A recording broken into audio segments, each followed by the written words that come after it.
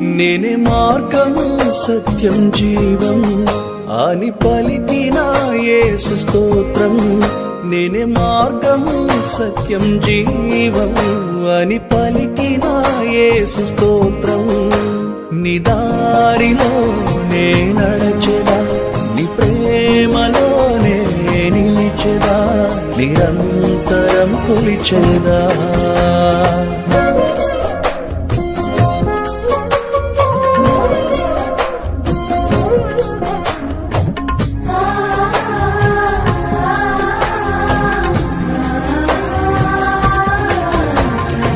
ధరణి గెలిచి ధనము కూర్చి తెలివి నేర్చి నిన్ను మరచి